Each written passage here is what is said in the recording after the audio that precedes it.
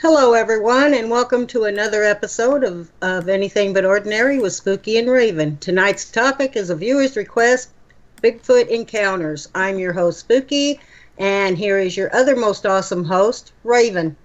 Hey, how are you? I'm doing good. How are you? I'm doing great. We got to actually talk to one of our old friends tonight, so it was... I know, I'm so happy. Put me in a good mood. Well, we were always in a good mood, but this puts us over the top, so... Yeah, that's true. Tonight's show was another viewer's request, and we actually had a few people ask us to cover this topic on Bigfoot encounters and stuff over the years. Yeah, they did. Both Raven and I have talked about Bigfoot on previous podcasts we have done, and even shared some of our own personal encounters during those episodes. Yeah, actually, there was a time when we weren't doing shows here, and we ended up on Ghost Call Radio one night, and we ended up talking about our own personal encounters. And we should actually put that podcast up so people can check it out sometime. Yeah, you're right. We should, because those were pretty good shows, I thought.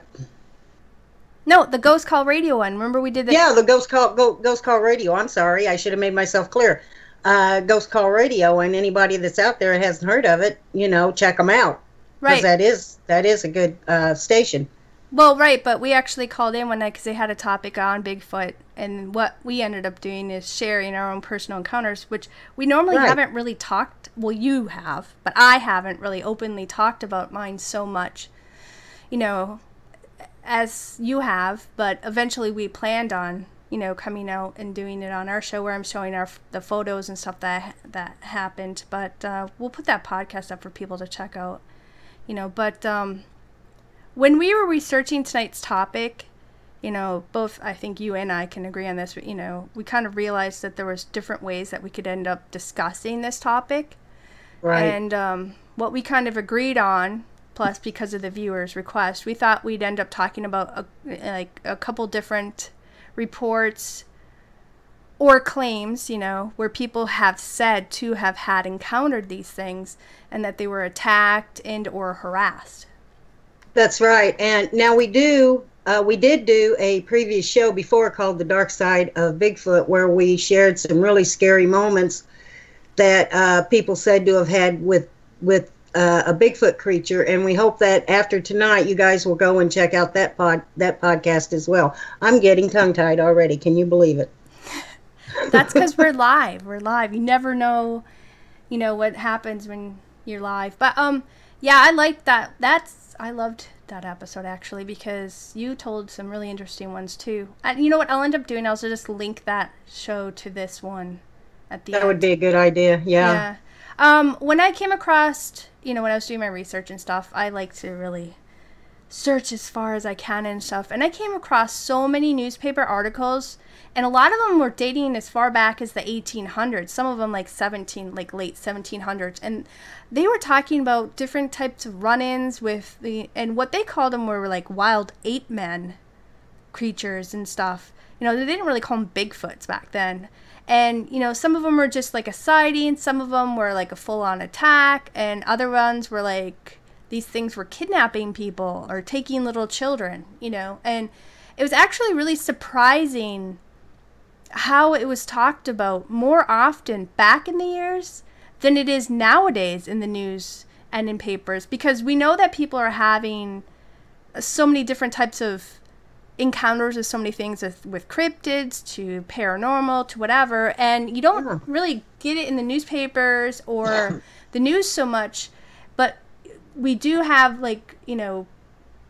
forums and social media groups and stuff, and that's where a lot of us are discussing and sharing our personal encounters and stuff like that. But it's kind of surprising how open it was back in the day, and how all of a sudden you're not allowed to talk about stuff, even like that with the UFOs. Remember, it was all they talked about a lot all the way up until the 50s or whatever, right? And then all of a sudden everything's shut down. So it makes you wonder, why is this not being talked about if there is a wide variety of these people who are encountering things, or there's people who are being killed by different type of cryptids or whatever, it makes you wonder why it's so silent now, whereas back in the day it was right on the front page. Back then too, well, you have to remember, I mean, the land wasn't as settled as it is now. But even back then, you didn't run into as many skeptics back then as you do now either. Well, I know that there's people who will fake stuff because they want to become famous. Yeah. And that comes in any avenue. Okay, it's not just about cryptids and stuff. It's also, with paranormal to, everything else. And UFOs and things. And it is easy to manipulate photos, video, audio. And so it is kind of hard for people to want to believe. Because there's so many people who out there are faking, but then there are so many people who are having these experiences, both you and I have, and I'm openly talking about it now, whereas before for a long time I just kept it to myself, because it's not something you're like, hey, you gotta go tell everybody, because then they're like, oh, you're crazy, you know what I mean? But well, people think I'm different anyway, and to be honest with you, I don't really care if people believe me or not. I don't care if they think that I'm nuts or not. I mean, I know what I saw, and to me, that's all that matters. I know what I saw, and I'm not the only one in this area that has seen it, but I don't really care if they don't believe me or not. Well, right. And I remember you telling me and stuff, and I, at the time, I think when you had your encounters or whatever, I had not, and I believed you, because you're my friend, you know what I mean? Because I've had, before I had that black-eyed being encounter where it was an adult, not a child. We talked about that openly on one of our shows. But, when I was up at our family farm and all this weird stuff was happening, I was always calling you and taking photos and that. And I didn't believe in it in any, and I'm not trying to be rude. At one point, I didn't believe in Bigfoots, okay? I didn't believe that this thing existed, really. I guess I didn't really I remember when you showed me it. Yeah, I remember when you showed me some pictures, and I told you, I said, you've got a Bigfoot up there, and you didn't believe that. Well, because it's hard to wrap your mind around something, you know what I mean? But the world is so much bigger than our backyard, and there's so many things out there that, we're not even aware of, you know what I mean? And right. But, when we started having our stuff, and now, now I'm taking photos and, and it's not so much to, like, prove to the world, but it's kind of, like, for my own peace of mind, you know what I mean?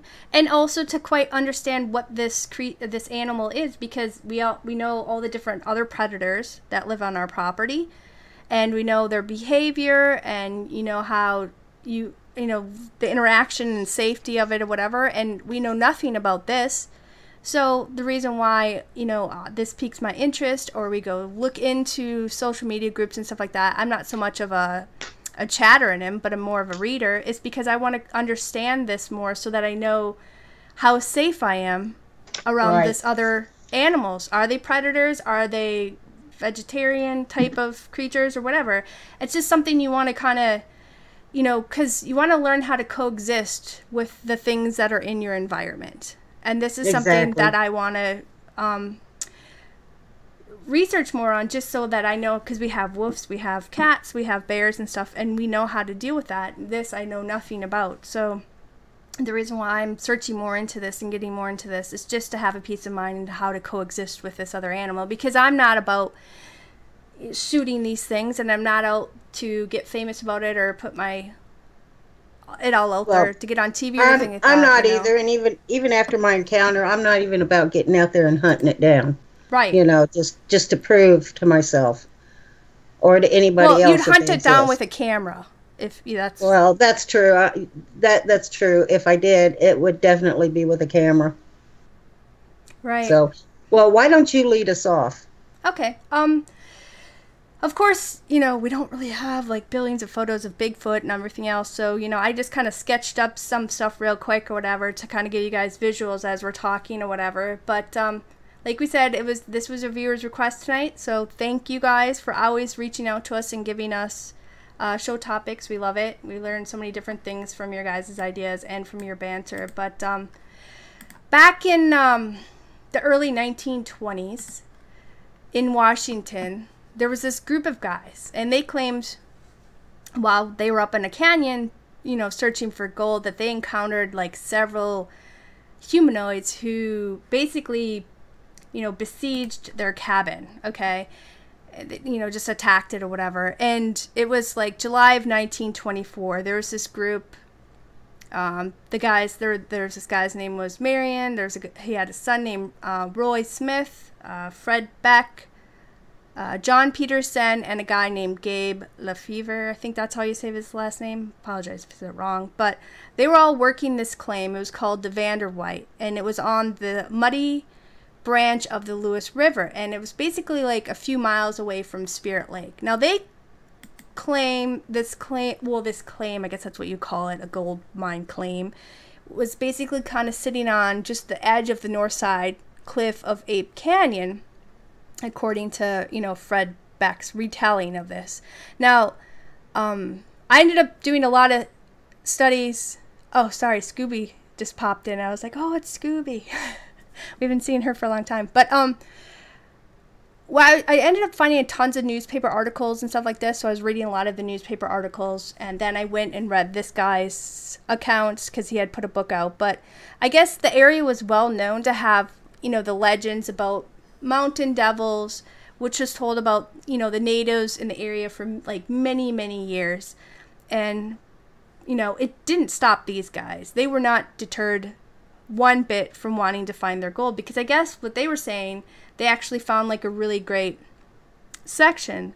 So for 6 years, they basically had been searching for gold in this area, and they had seen strange things from time to time.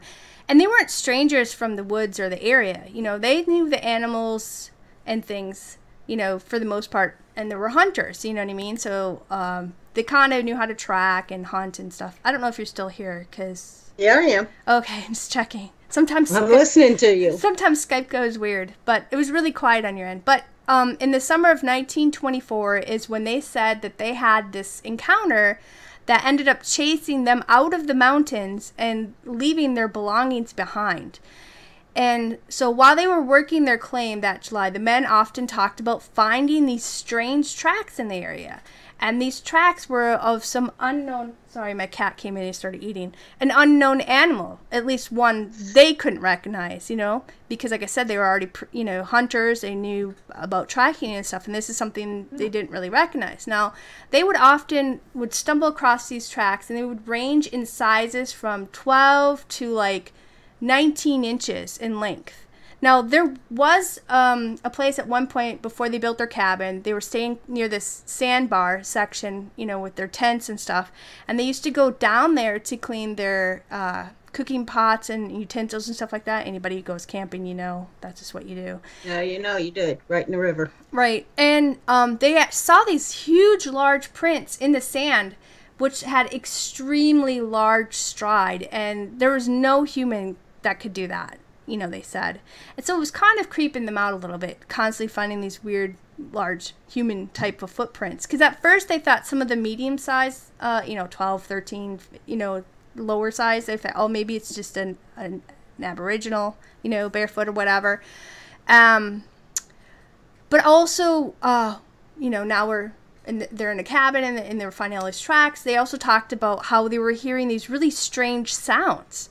And it was while they were working down in their tunnels, or while they were just outside of it and camp and stuff, they would hear like tree knocks, or they would hear like rock knockings or stuff. And then when they hear like these, I want to say different individuals, but they're not people, you know what I mean? But there would be something on one side of the canyon and somebody else on the other side of the canyon. And they would be replying back and forth to each other with like these really weird howls or type of screams, like the whooping that we know, And then they also they would hear like these strange whistles. And it would happen daytime and nighttime. And it was almost circling them, it wasn't always just one direction. Now, they could never really locate who or what was doing this. So as the days and the weeks went on, and of course, they're blasting away to reach their gold, they said that these strange creatures were, lurking nearby, watching and observing them. Now, according to the different articles that I was reading, I guess one day in July, I'm not really sure the exact date because, how newspapers vary, but I think that it was somewhere around July 10th, okay? But Roy and Fred, they decided that they were going to go down and retrieve water for the camp. So while they were heading down towards the spring, Fred was standing kind of like on the edge while Roy was kind of making his way slowly down the slope when they heard something. So, of course, they looked over and they saw this large, dark, hairy creature, peering at them from several feet away. It could have been like 60 to 100 yards, okay? I don't know the exact feet, but it wasn't too far. They could see detail of it. And it was hiding behind this tree. And it was like peering at them, just watching them. Well, of course, Roy, he raised his gun instinctively. And he took several shots. And, of course, when he popped off at this thing, it took off.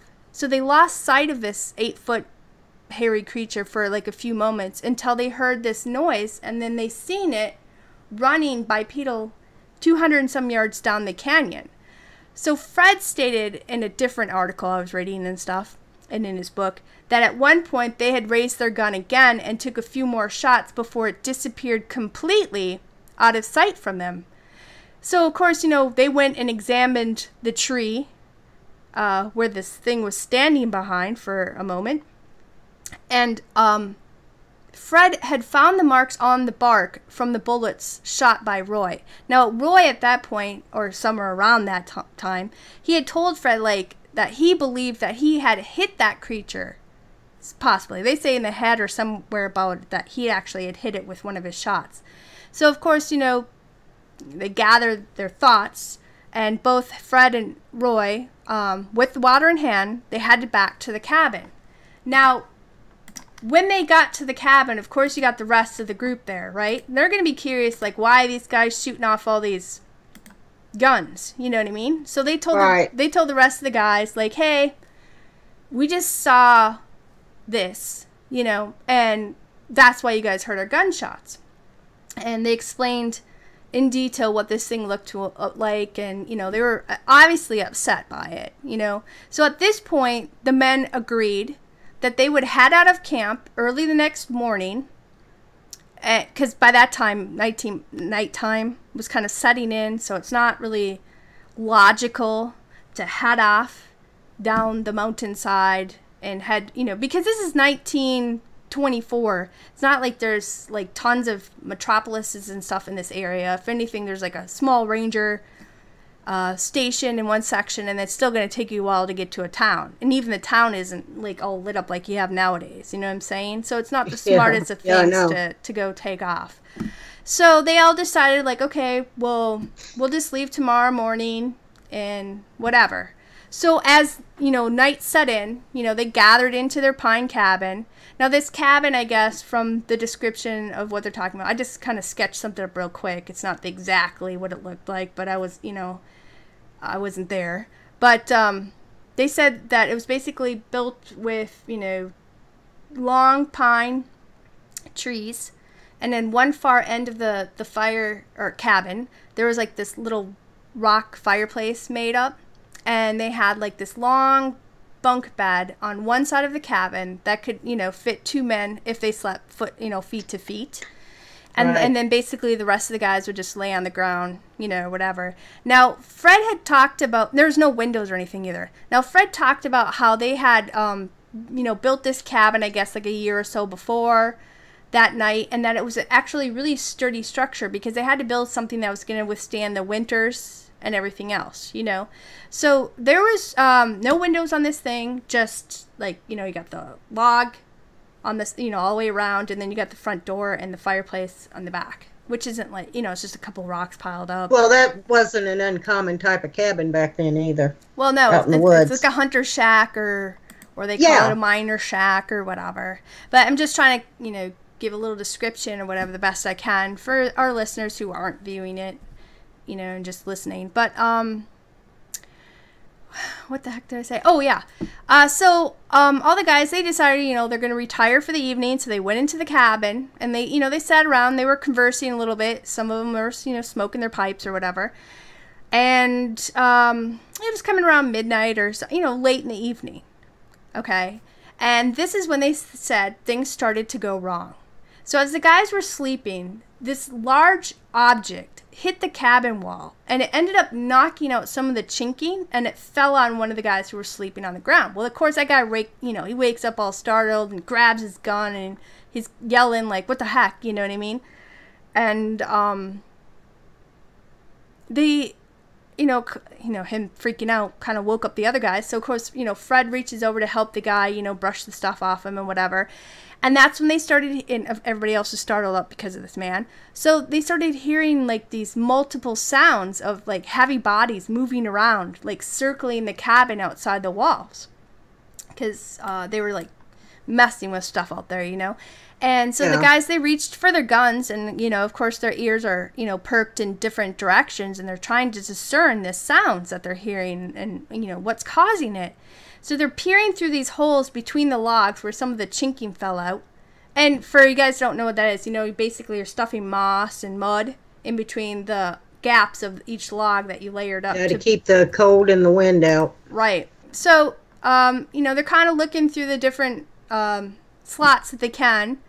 And they had said that they had saw several large hominoids, and, well, I guess they only saw a couple, but they also heard sounds coming from nearby in different directions, so that they knew that there was more of these things out there just out of the line of their sight. Now, they said that these things were tossing objects at their cabin. These things were hitting different sides of each wall, with their hands, I guess if that's what you call it. And at one point, they got on the roof. They were pushing on the logs, and another point, I guess, like shaking it, you know what I mean? At another point, they were talking about how these things were trying to open the door. So at that point, a few of the men, they started shooting their guns through the different spaces in the logs, while the other guys grabbed one of the log poles from the bunk bed to kind of brace it up against the door to try to stop these things from busting in, And they said that their cabin would just shake each time these things banged up against it. Kind of like how a bear will stand up and just push on stuff to try to knock it over, or to, topple stuff in or try to get in. So that's kind of like what I was imagining in my mind. Like they were just shaking on it, not trying to like tear it apart at this point, And of course, the men kept shooting. So that stirred up more of this, because they mentioned how these things would climb up on top of the cabin's roof, and then these guys would blast through the door, and they would shoot up at the ceiling, and they would shoot through the log wall openings, trying to frighten these things away, whatever they may be, okay? Now, just imagine, okay, for a moment yourself. You're out in the middle of nowhere, all right? You're surrounded by true nature. I mean, there's no human person around you for miles except for you and your friends that are in this cabin, okay? Now, this cabin's just made up of pine logs, some moss stuffed in between the log spacing just to keep the air from flowing through, to keep the heat in and whatnot. This cabin's, there's no windows, all right? There's no light except that of this low fire, coming from your crud rock fireplace built. Okay, so you have this low firelight, and it's really dark in your cabin. You have these large unknown bipedal animals circling your camp, and they're trashing this place, okay? They're tossing objects at your cabin walls, and even though it's sturdy, it's not built for that kind of barrage, of an attack. And these things are circling your cabin, and they're pushing on every wall, and they're trying to knock your door in, and they're climbing on your roof. I could only imagine what the hell was going through these guys' minds, and what they were thinking. You know, I could totally understand why a few of them were blasting in different directions. I know they were basically shooting up their cabin, but they didn't know what was out there. You know, you can only really imagine how frightened they were. Whether they wanted, men don't admit when they're frightened, but these guys had to have been scared. You know, because I mean, they were shooting through the ceiling, they were shooting through the walls, they were even shooting through the door. They were just shooting this place to all to hell. Yeah, I know. Trying to, and really, except for the little peek that they got through, you know, the opening between the logs, they really didn't know what they were shooting at. All they knew is that something was attacking the cabin and they wanted to get rid of it. Or scared off. You know, I mean, yeah. Because, you know, all you have is starlight, moonlight, pine trees and some trees and open canyon around you, right? And you see a large thing out there, but you don't know what it is. And they're only, I'm sure Fred and Roy were assuming it's the same type of thing they saw earlier, because I think they had mentioned, you know, that they had saw strange things, but just, you know, like, oh, I didn't see that, you know, until it was coming towards this days where they had saw this thing head on, you know, basically. It was only so many yards away and they took a shot at it, you know. But, right.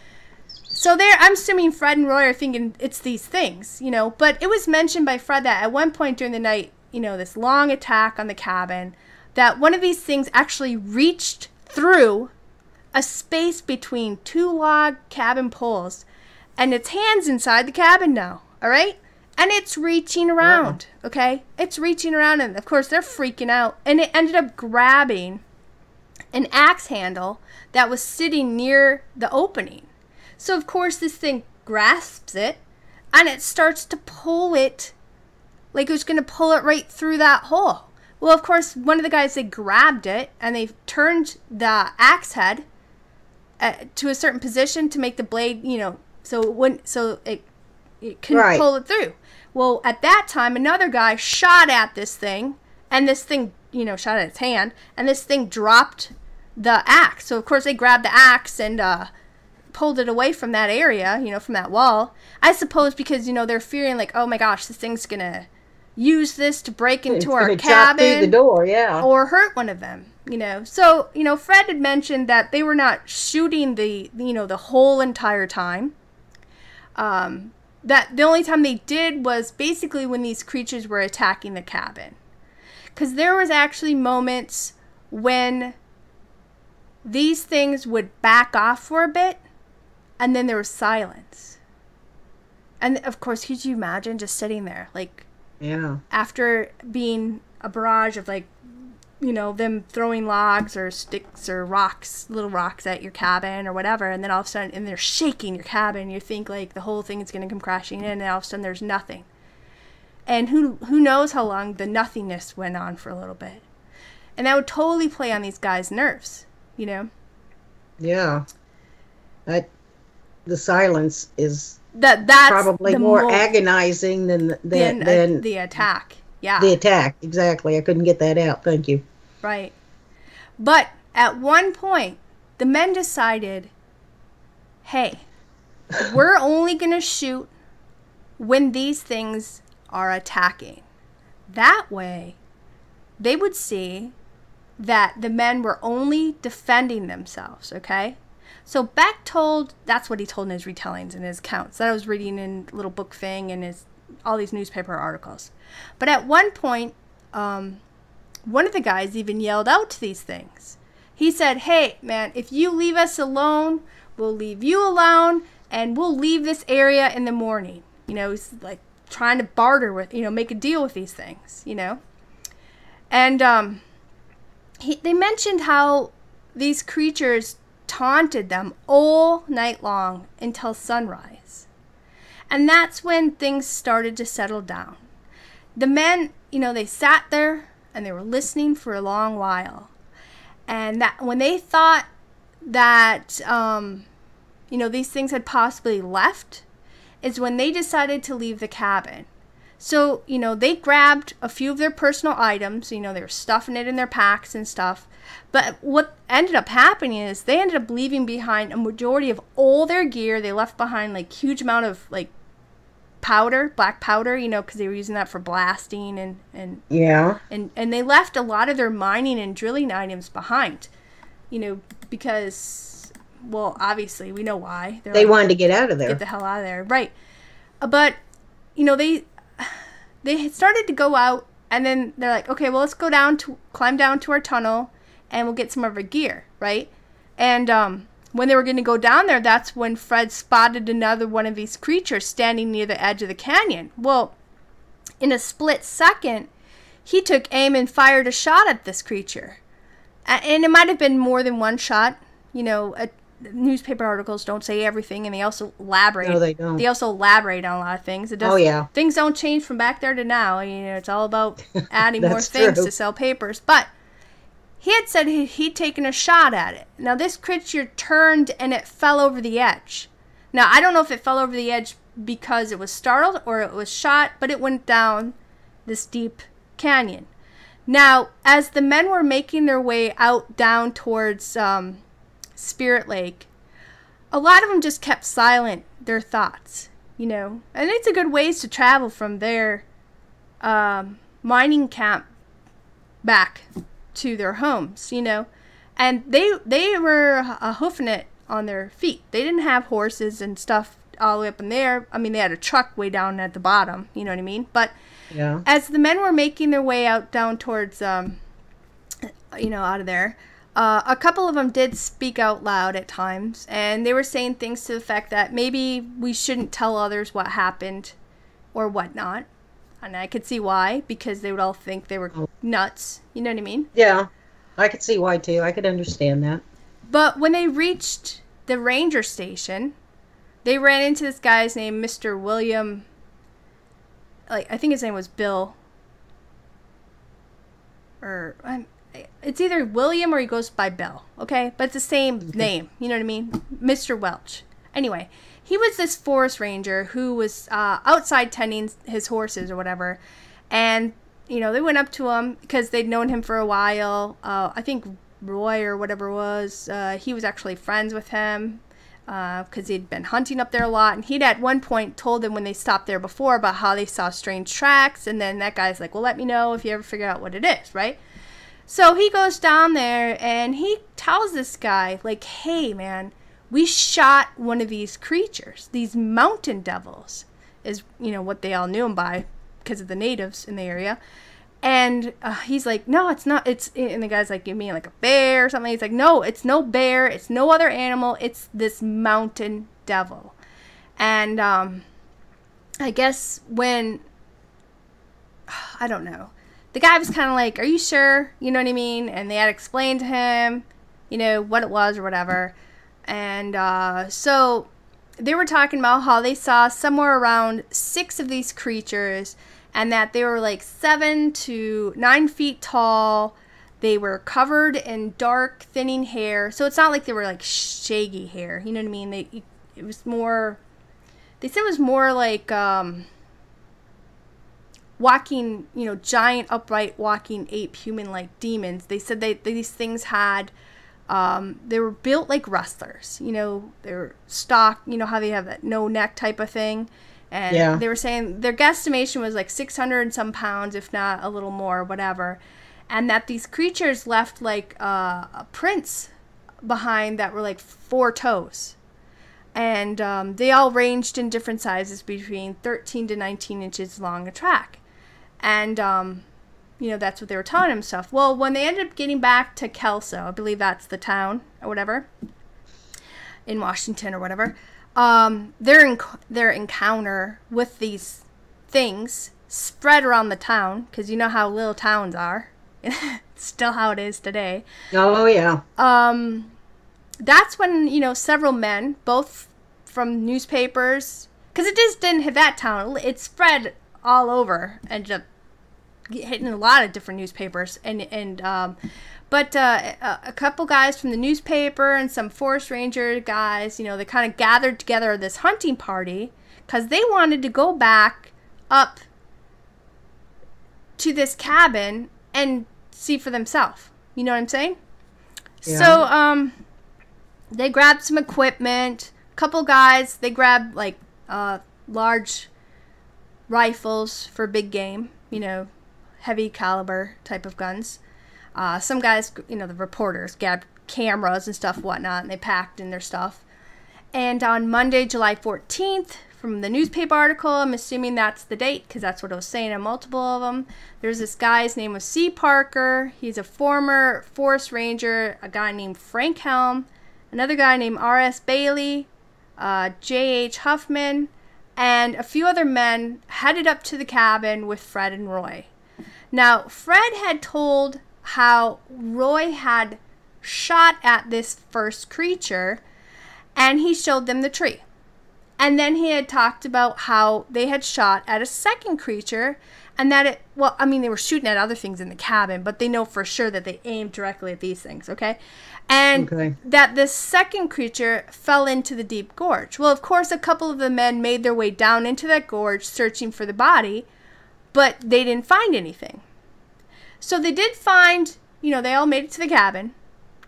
And at the cabin site, they said that it was a mess. There was items tossed all around with several large tracks that ranged in sizes from 13 inches and up.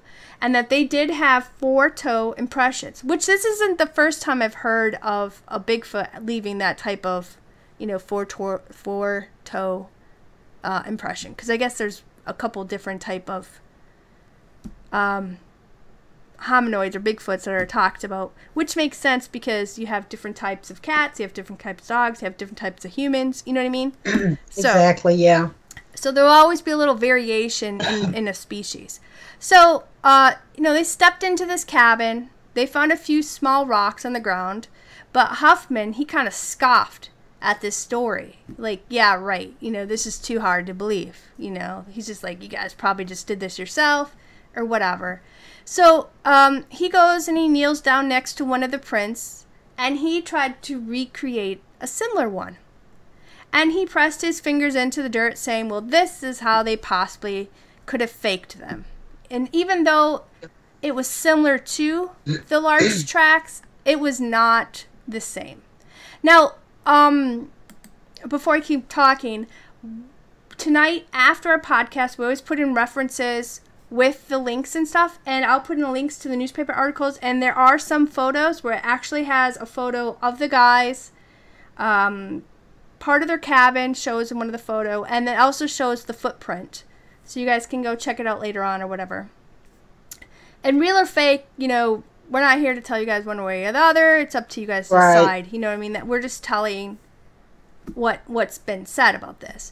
Now, the men were interviewed by, several reporters from, different areas who printed their stories along with the photos of these tracks in their cabin. Now, I just said that. I don't know why I keep saying the same things. I work today, so my brain's like repeating itself. But, do you recall, Spooky, when we did a show on giants? Oh, the Nephilim giants. Yeah, I remember that show. Yeah.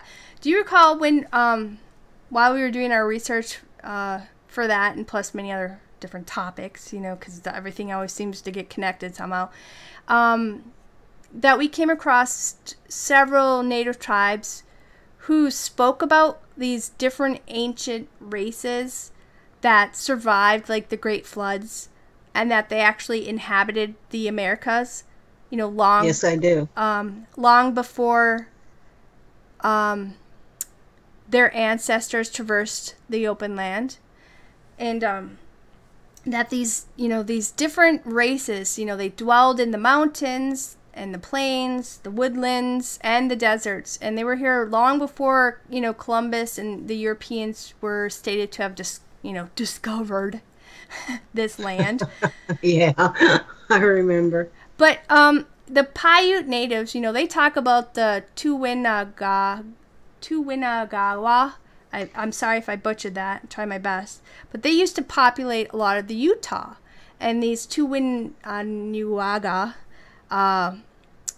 from what I was understanding, were these animal humanoids. They had reptilian ones, and they had bird ones, they had Bigfoot ones. There was like a wide variety of ones that they talked about. And that they said that they were evil and they could shapeshift, but they were not really people. You know what I mean? And I don't know so much about shape shifting stuff, but maybe these things that they're talking about are demons, where other ones are talking about they're like these different species, different tribes that they would stay away from, because if they got too close to them, they would attack their people, kill their children or women and animals and things like that. But in Mount St. Yeah, it was kind of a deal back then. It was a live and let live. They would leave them alone, and in turn, they would leave the tribes alone. Right. For the most part. I mean, not always. Sometimes there were attacks, but for the most part, it was kind of a live and let live situation. Right. Yeah, people are like, oh, she's repeating herself. Well, sometimes when you're live and you're trying to formulate your thoughts and make sure you're still on the same track, you're going to, me and Spooky will repeat ourselves. We'll may say wrong words. We'll end up laughing, stuff happens. But in Mount St. Helens area, they have the Si-Te-Cah giants. And they're often talked about, and many believe and say that they were and or a different race of these Bigfoot hominoids. Now, several different tribes talk about stories of wars that occurred between their tribes and these tribes of they also call them Tunics. And they tell stories of how oftentimes they would come and steal their women and children and animals. But do you know, a lot of the times when me and you are researching these topics on Bigfoot or other cryptids, you ever notice how these things are very attracted to women and children more so? And right. And it's not just the male Bigfoots, it's also female Bigfoots and younger ones too. But, with the dark side of Bigfoot, the one we did previous, which will connect to this show later so you guys can check it out. We did one there where a guy was kidnapped by one and taken in, I guess you could say it's camp or it's lair or whatever. But I've noticed the same thing too when I'm researching this, that they do seem to be in these stories. I'm not saying now or all the time or even if it's true, but according to these stories, they do seem to be more attracted to women and children. Yeah, and we read. That's because the men shoot at them. I don't know. No, it's true because because they're trying to protect their family, Yeah. But I'm sure women have shot at them too, whatever. But with that one, because we were talking about how that one Bigfoot was stalking that one family's farmhouse for like a long time, and it was It was always peering in the little kids' windows and stuff. And I had come across several newspaper articles where these Bigfoot type creatures tried to snatch these kids, and the parents came out and stopped it, and the thing would run away. Or this thing was watching them, and the parents saw it and quickly grabbed their kid and brought it in. But then it makes me think about the missing 411 type of shows we've done where these kids just disappear out of nowhere. I'm not saying... Yeah, where that little Martin boy just disappeared. I think that was in the Great Smoky Mountains. Right, or we just did that last one where I talked about Bobby. Oh, he disappeared.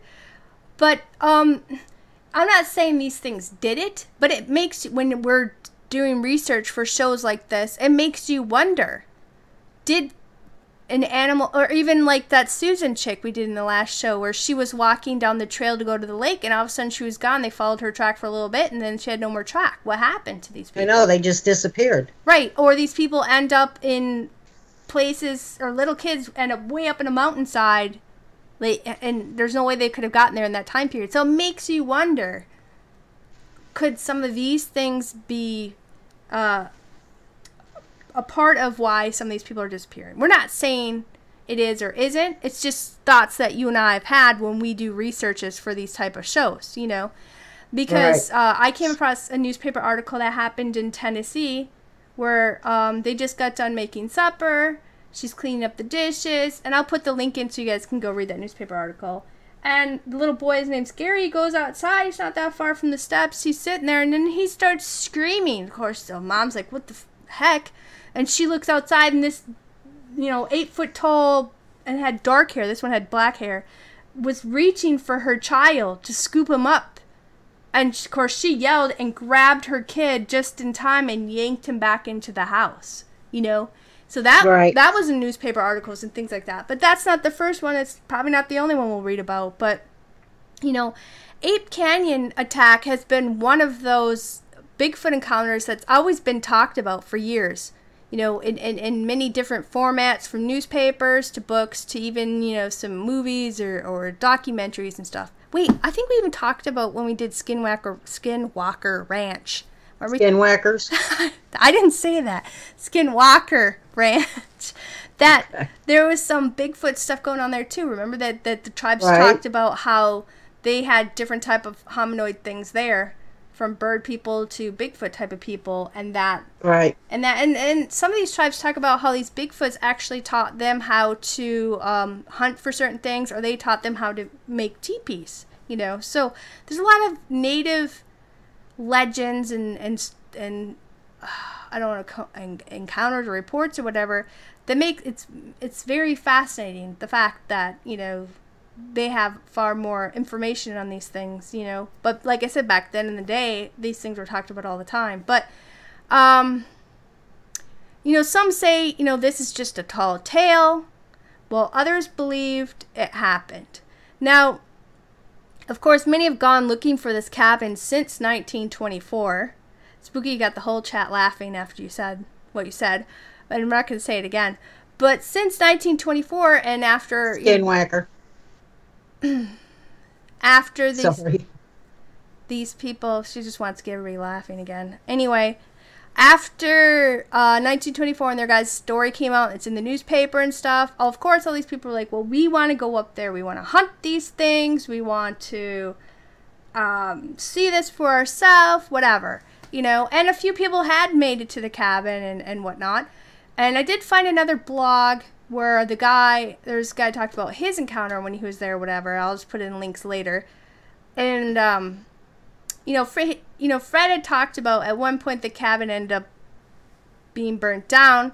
And I think it's because in the area, of course, you had 1980 eruptions, that destroyed a lot of the section or something like that, because they had Mount St. Helens blew up. But before that, there were people, like I said, who made their way to the cabin, and I probably would have done that too if I lived in the area. But I'd read different blogs talking about this such, and there's even this group that claims that they found this spot because they discovered cut logs, they discovered a wooden spoon, and some nails and such items. And Fred had told that he and his friends never made money off of telling about their encounters, but they just wanted people to know. Now, many say that these men were just frightened by nothing other than possibly other people in the area or bears.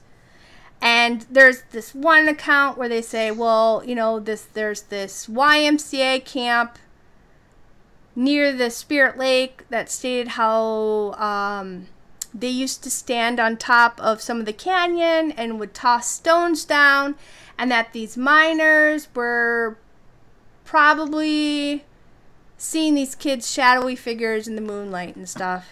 Oh, I don't buy that. I mean, for one thing, I doubt that what those men experienced was a bunch of kids tossing stones down a gorge. Why would those kids be up there in the dark to begin with? And Fred Beck and his friends are not the only ones to have encountered with Bigfoot in the Mount St. Helens area or in Washington or the Oregon area. I mean, there are tons of reports that range in different interactions and sightings with these things. And the state of Washington, I think, is probably has the most Bigfoot sightings in the United States, if not close to the top. If it's not close to the top state, for the most sightings. I mean, they have large underground cave and tunnels that run throughout lots of that state, along with vast, untouched wilderness. I just cannot believe that kids are going to be standing up on the edge of a cliff at nighttime throwing rocks. I just don't believe it. No, I don't think so either. And there's another guy who was a skier in the area, and he disappeared from his group or whatever. And they followed his tracks down. They said that he was running at, death-breaking speed from away from something, and then he just vanished and they couldn't find out what Wow. happened to him. So they thought maybe one of these things had possibly gotten to him and whatnot. But he's not the only one. There was another article I read where it was a forest ranger. She went up in the area, and she was, you know, because even though you're not working, you're still working because you love nature and you're wanting to learn as much as you can and stuff to get permanent positions and stuff. And she talked about how she was camping up there and she had encountered one of these things, and she was not far from Spirit Lake either. You know, and like I said, Spirit Lake was only a few miles away from these guys' mining camp tunnel, you know. So, Yeah. true, you know, I don't know. You know, I can't say for a fact that this happened. We can't ever say for a fact something happened, but we do know that things do happen, and there are a lot of people who are seeing strange things. You know what I mean? Me and you have experienced strange things. And there's a lot of people who have talked about having a lot of encounters in, you know, Mount St. Helens, you know, from forest rangers to hikers to fishermen, you know, even little kids. And, you know, I just came across so many different newspaper articles, and then also you have the BFRO sites and things like that. But, you know, I'm not really surprised that they didn't find any of the bodies. Because, you know, there's different animals out there that actually bury their dead. You know, they cover them up. Because you have elephants. You know, when they lose a loved one, you know, they'll mourn the loss of them, and then they'll cover them up with dirt and foliage in the area. And even if they come across another elephant that wasn't a part of their family, they'll pay the same respect. You have monkeys, chimpanzees. They do the same thing. So why not these different species of Bigfoots? You know, and I know that's just two examples, but there's multiple species on this planet that mourn and have type of funerals for their loss of, I guess, loved ones, you want to say it. You know, so it's, I guess, also you got, you know, let's say they shot these things, okay? But they didn't kill them, all right? They could have just wounded them. You know, animals who are hurt or they're ill, they'll go off somewhere safe to protect itself while they're in that state, you know, so they could go hide theirself. So these things that they had shot, you know, they could have just wounded it and it went back somewhere, and that's why they didn't find these bodies, you know? Well, that and nature reclaims most of everything, you know. Scavengers will take apart and scatter the remains, and earth just covers it up over time with new foliage. Leaves falling from the trees, you know, down to the ground, and some parts, you know, just slowly dissolving some of the remains away. Well, yeah, I mean, because we have land up north, and I think the only species bones that I've ever found out there are some deer, but I know there's wolf, bear, and all these other things, and I've never run across squirrel, nothing. You know what I mean? So a lot of people think like, oh, you'll find whatever. You ain't gonna find nothing. Go out in the woods. Good luck. You know what I mean? You're lucky if you find your way out. But yeah. Especially in the vast forest of the Pacific Northwest. Good luck finding it. Right. Finding any remains. Right. But Fred Beck and the guys, you know, they talked about how many of these newspaper reporters, you know, they came, they interviewed them, but then they went and published this stuff, and when they were retelling it, their encounter elaborated on the night events. And from there, it just grew into something really wild, you know. But in his book, and I'll have that link in our references tonight, he talks about what happened, and he also gives his own thoughts on what these things are. And he believes in his heart what these things are. And you know, there's a lot of people, they're like, we don't believe it. We think this guy's a fake. A lot of people in the Bigfoot community. And there's other people like, no, he's serious, you know, just because of the things that he's saying, you know. But I think it's worth a read, you know, for you guys to go check these reference links out on this. Spooky. Yeah. Yes. I just think like the only reason why, you know, they probably attacked them was just because they were attacking them, you know? Well, I think you're right. They could have been just been curious. I mean, there was this cabin there. They'd probably been through there. I don't know how many times. And suddenly, they come through there and there's a cabin there. I don't think that. Of course, I wasn't there. But it could be a possibility that they weren't even going there really to attack them until the gunfire started. Right. I think that they were, when the men took a shot at them while they were observing them, and if they hit them and killed them, or hit them and wounded them, it's obviously upset them, and they wanted Right. those men gone. Maybe not dead, but scare them scare them off enough to get them to leave. And I agree on. And it worked. Right, and I agree on. It worked. I agree on what you were saying, a little bit before I said that part, but because I had the exact same thought, while I was reading these articles and thinking like, hey, we're going to talk about this tonight. But just like any other species on this planet, they'd want to protect their family, their pack, or their tribe, and they mentioned how for years they've seen these strange things even in that month alone, that they were being followed and watched by these things. And they saw these humans as a threat to them, and they just wanted them gone. I think if they wanted these guys dead, they could have totally taken them out and the cabin. I think that they were just trying to scare them off, because they could have snapped those things. They could have, with as many as there was and how huge they were, they could have easily knocked that thing down. They could have easily tore these men apart. I think these things wanted them gone because they viewed them as a threat. I think they were watching them for a long time. They were curious about them, and that's why they got closer and closer and closer. And because these guys panicked, freaked out, and started shooting at them, that's when it went from a friendly curiosity to, we need you out of here because we have to protect our family. Right. And I think that's what happened. And I agree with that. I can agree with that. Like I said, I wasn't there, but I can agree with that. Oh. Do you want to take a quick 3-minute break? Yes, I do. I'm starting to need it. Yeah, I need water. So, what we're going to end up doing is we're going to take a 3-minute break, guys, and then Spooky's going to talk about some of the things that she had found. So, stick with us, share us with others so they can tune in for the second hour, and we'll be right back.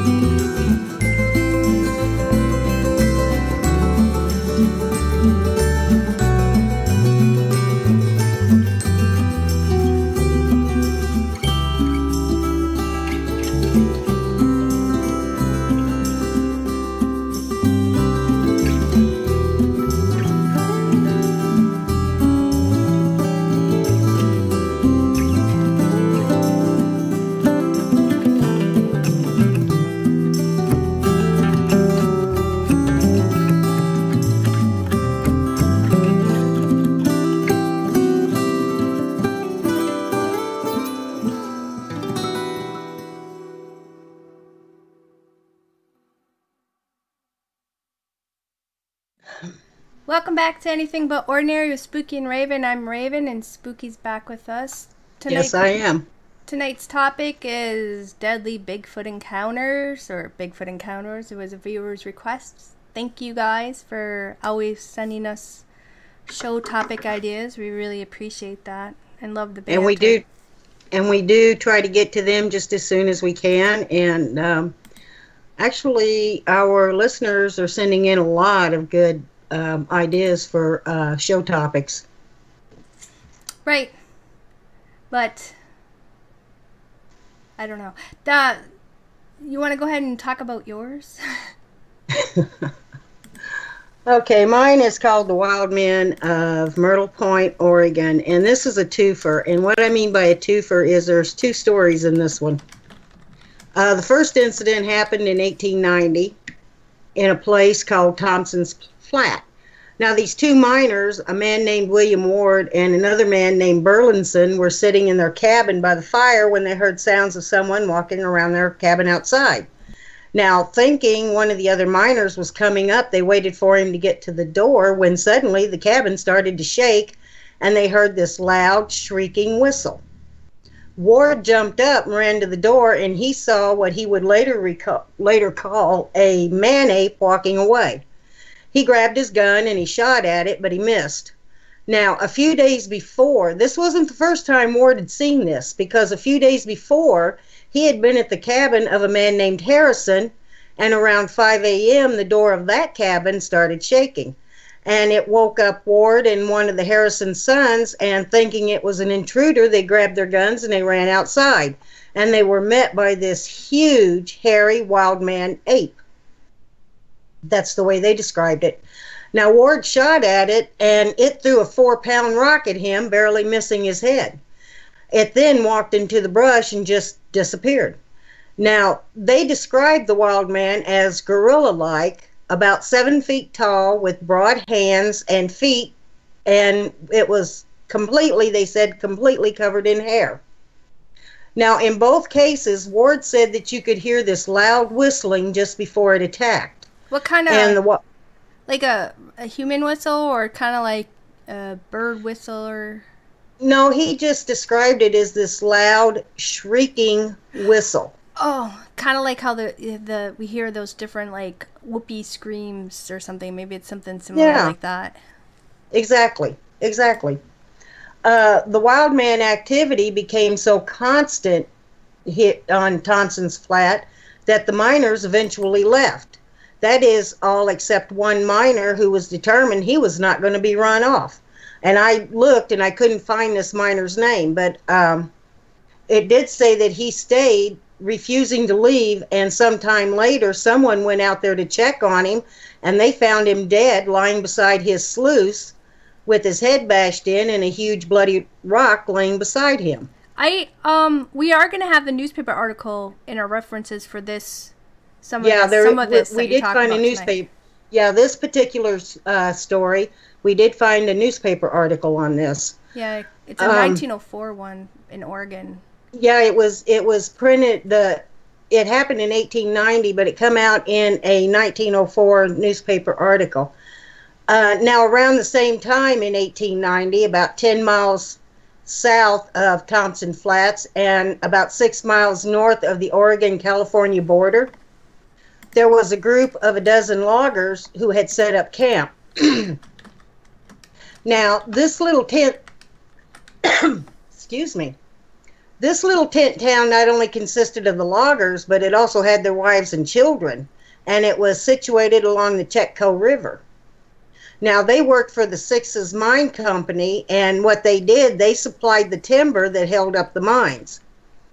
Now, for several weeks, the loggers went about their business cutting and splitting trees for the mine, and then one morning when they got up, went down to the river, they found these ginormous footprints along the riverbank.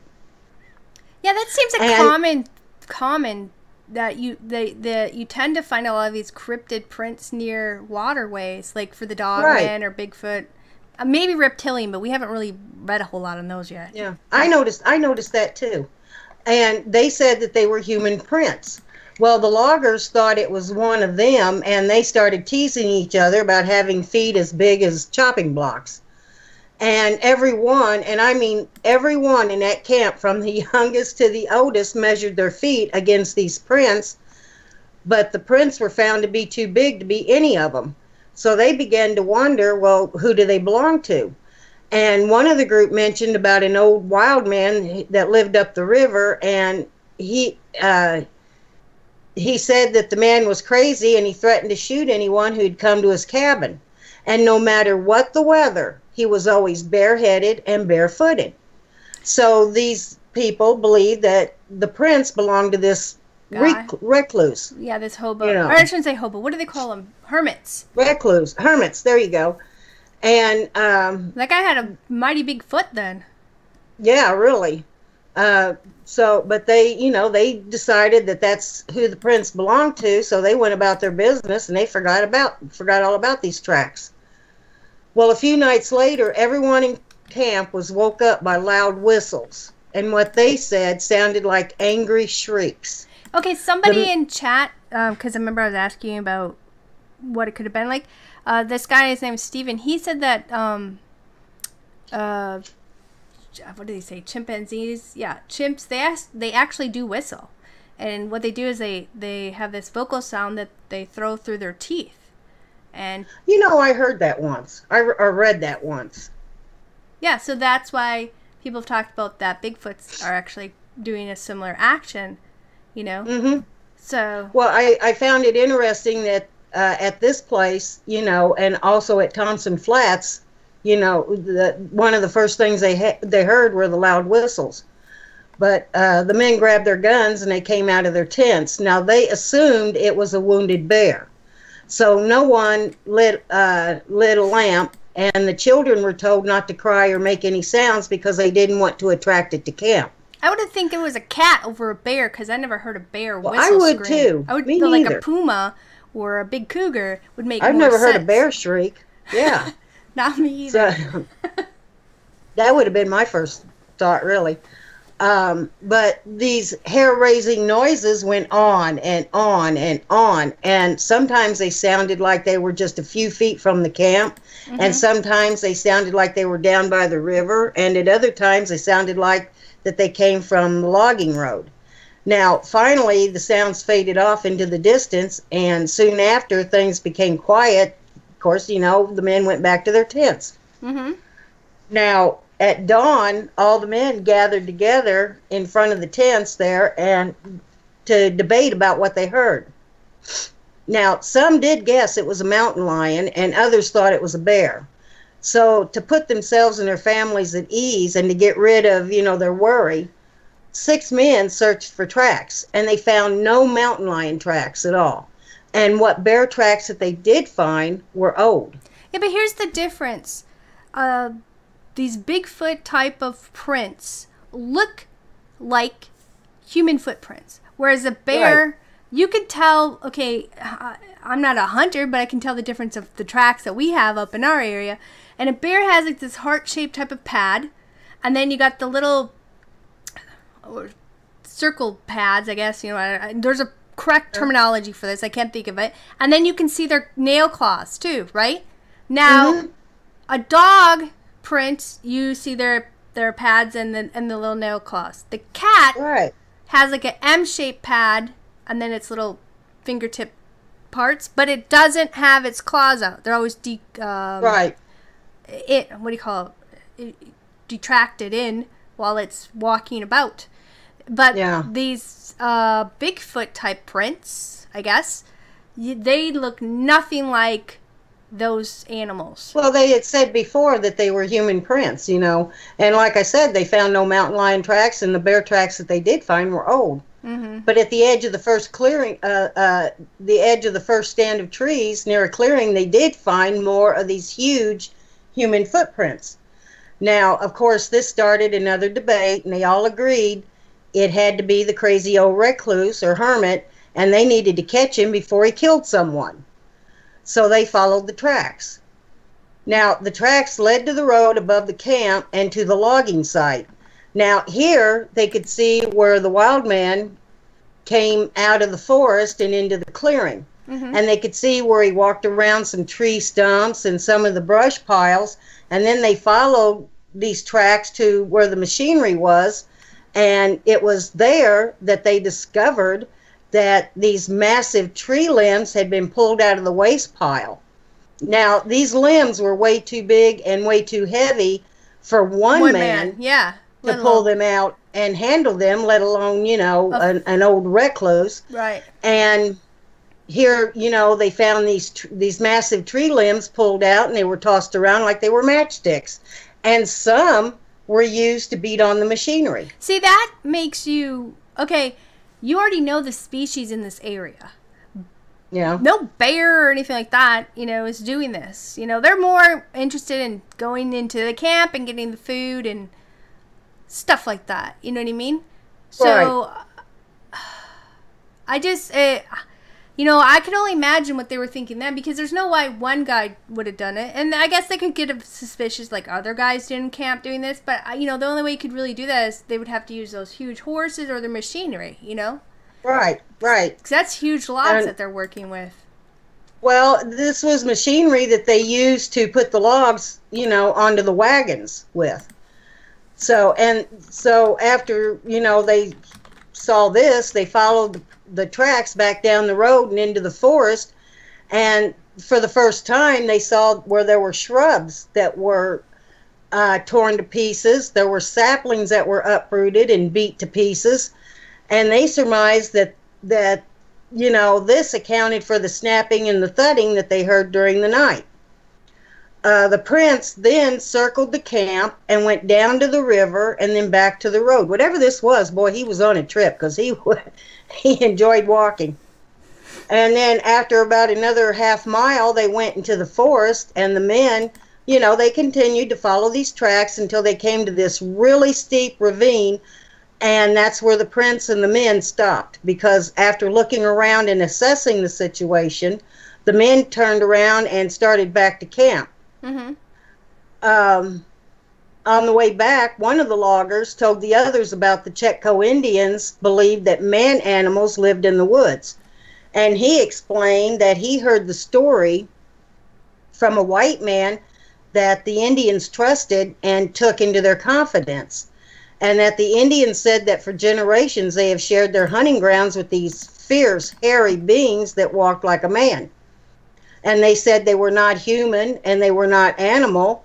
And they also said that they were not friendly, but they were not aggressive either. They were just like man and the wild creatures, and the Indians just simply left them alone. Well, right, like we were talking about earlier in the first hour, about how these different... I hate saying Indian. I hate labeling people anyway.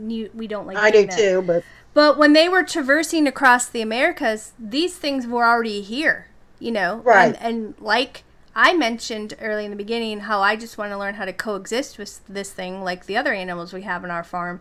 And they were learning how to coexist with the things. But there's some that there was different tribes of these things that they knew to stay away from those certain ones. Because there was different ones of Bigfoots. Some of them were friendly and some of them were cannibalistic, you know? And there was that great Indian war between these Bigfoots that we talked about in the Dark Side of Bigfoot show too. So yes, I remember. I just find it so fascinating that in different states, all these different tribes all talk about these things, and they're in all of their history, you know? Yeah. There's got to be something to this stuff, and I know I'm not... Oh, absolutely. There's got to be something to it. In the middle of the third night, of course, they heard the sounds again, but this time they were far off into the woods. So people sat upright in their beds, and as the screams and the whistling got closer, the men, you know, pulled on their trousers and their boots and grabbed their guns. Now, as the sounds got closer and closer, one of the men fashioned a torch out of oily rags and kindling and set it on fire. And in a desperate move, he ran into the woods alone. Now, his wife called for help, and the men ran to her in the dark. And she told them what had happened, and then the men grabbed extra cartridges, and one grabbed a lantern, and they set off toward, where they were hearing these sounds. Now, after a short distance, the shrieking and the whistling stopped. And the men stopped and listened, and after a long silence, there was suddenly loud animal howling and terrifying human screams. Now, believing that their friend was being attacked, they began fighting their way through the undergrowth, and minutes later, their friend appeared and collapsed. The men fired their guns, hoping to run off the source of these horrific sounds, and then waited for their friend to compose himself enough to tell what happened. Well, finally, he caught his breath enough to tell them that using the torch, he followed a line of these giant footprints when he suddenly came up on this massive creature covered in hair.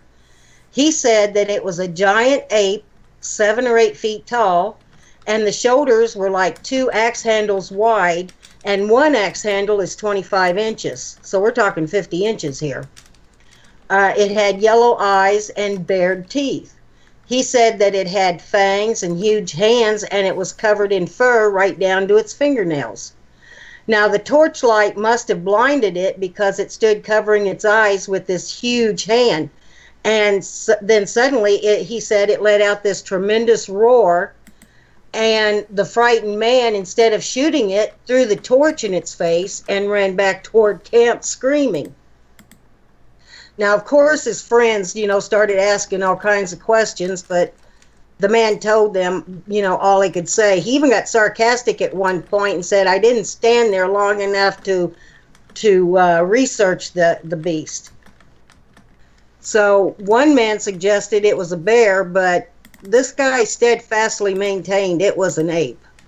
So the men decided it was time to return to camp, and after returning to camp, and of course another discussion, they all agreed to take turns standing guard day and night until this ape thing was ran off or shot. Mm-hmm. 2 men, would patrol the camp on 2-hour watches while the others worked or slept. And the women, since they all knew how to shoot, they could help during the day. And the older children gathered wood so they could keep this blazing fire going throughout the night. Women back in the day were very talented. They were crack shots, a lot of them. Well, a lot of women still are. I don't know. Women just we have good eyesight and good aim for the most part. Yes, we do. But women worked just as hard, if not harder, than men back then because, they did the household stuff. Plus, they were outside doing farm stuff and everything else. And taking care of the kids and then going and cooking the meal. And yeah, there was a lot. All of that stuff. There was a lot. They were hardcore. They'd be baby they in them. Sure were. They'd have a baby in them, baby hanging on them, and they'd be out, tilling the ground, with a horse and till, So, Mm-hmm. I mean, people really worked hard back then. So when you're hearing these stories and you can just put your mind back then, you can visually see all these things that are going on and stuff. But some people in chat asked if there was any newer accounts. And yeah, there's a lot of newer accounts, and we plan to do more shows. But we were kind of asked to kind of look into these, you know what I mean? So that's why we kind of got into it in this year. But we're just trying to show that there's these things that have been dated back since the 1700s all the way up to today. There's a lot of stuff going on. Oh, there's the cat. Anyway, sorry. I was... Not a problem. You got me to thinking about something, and then I was trying to respond to those in chat because we are interactive live talk show. Yes, we are. Okay. Nothing happened all day or early evening, but at 2 a.m., the 2 men who came out to relieve the 2 on guard asked them to stay a bit longer. And while the 2 on guard reluctantly agreed, they watched as their friends picked up a lantern and headed, guns in hand, headed into the woods on an ape hunt. I guess they figured they were going to go out and get rid of this thing once and for all. Well, they kept the lantern low to the ground and soon came upon the spot where their friend encountered the creature the night before. They found pieces of charred cloth, boot prints, and the huge prints of the creature. So they found where it had gone back into the woods and instead of toward the camp, and they carefully followed the tracks. The people in camp could only guess really what happened next, because apparently they came upon the creature and started shooting. And the men on guard Oh at my the camp, gosh. the men on guard at the camp, they started, happily slapping on each other and stuff, because they were sure that their friends had killed this beast. And then they just suddenly froze in horror at their friends' frantic cries for help. The cries were drowned out, they said, only by horrendous shrieks and roars. And after approximately 2 minutes, which I guess to them seemed like an eternity, everything stopped. And there was nothing but a deafening quiet. That is the worst, dude. Like, yeah. Like the first encounter we talked about, and this, how wolves hunt and other animals and stuff. They all, yeah. And why wouldn't these things have a planned out pre-head time, like when certain things occur? You know what I mean? How we interact, how we attack, how we, you know what I mean? It's fascinating to read these things or hear about this stuff. There's intelligence behind these species, They're not right. just... And I agree with that. And all animals are highly intelligent things, A lot of people think they're just mindless things roaming the planet. And they act on instinct. Yeah, eating, shitting, and, making babies. And that's not... There's so much more. Anybody who's worked on a farm, lived on a farm, or spent enough time around animals can clearly tell that animals are highly intelligent beings. They may be different than us, but there's definitely a lot to them. Oh, absolutely, and I agree with that 100%. I do. I don't know why these two guys went off. I guess they figured that they were going to take care of this once and for all. But the two men on guard, they started yelling for help, and the other loggers and their wives, all with rifles in hand, came running. And after a quick explanation, the men ran into the woods, and while the women stayed behind to, keep the fires going and protect the children. And these men were frantically searching for their friends. And to let them know help was coming, they'd swing the lanterns and they'd yell their names and they'd fire shots. And after a bit, they would stop, and they yelled and they would listen, and there was nothing. So then they would fire their guns. And again, there was nothing. Nobody yelled back. Nobody fired back as a signal or anything. So again, they started walking forward, and before long, they found their friends, and both were dead. And it was a gruesome sight. The bodies of the men were torn to pieces.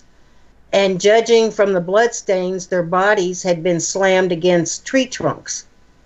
Yeah, well... And it wouldn't take much to take us out. We're soft pink, or not even pink, but we're soft human, we're easy. It's soft tissue, yeah. And they did find bloody tracks heading back into the forest, so they figured that the creature had obviously been wounded. Yeah. But none of the men were willing to track it in the dark, which I don't blame them. They shouldn't have been... Yeah, well, whatever. I know. Some of the men gathered up the remains while others went back to camp for blankets and to break the sad news. And within 24 hours, the camp was deserted. They just packed up and left, and they set up logging in a new location. I can't imagine these two guys going out in the dark to hunt this thing. Yeah. It just seemed almost senseless to me to be going out into the dark, after something that their friend, described to them as something massive and ferocious. Well, there's always that one person who isn't really thinking things through in your group of friends, and it could be a male or a female, okay? But they always just go, you know what I mean? And there's other people who methodically think everything out while they're acting at the same time.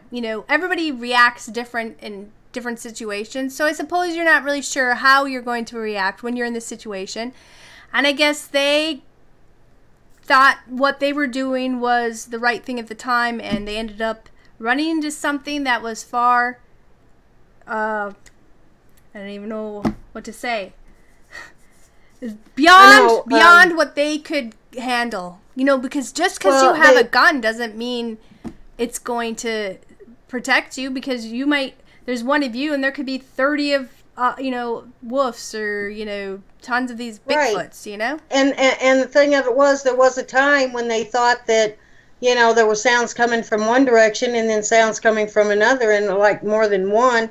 But I'm thinking that they probably only followed one set of tracks, which were probably the most obvious. But they probably thought, hey, there's two of us and one of that. Exactly. We can get this done. Right. But when the news got back, the owner of the Six's Mines kind of put a bounty out on it. Mm-hmm. And so there were hunters that took out to look for this creature, and they even hired this professional hunter with trained dogs, but none of them found anything. And they surmised that the beast was probably severely wounded and crawled back to its den and died, or at least I'm sure that's at least what they hoped it did. Right. But I just, it's hard to say, with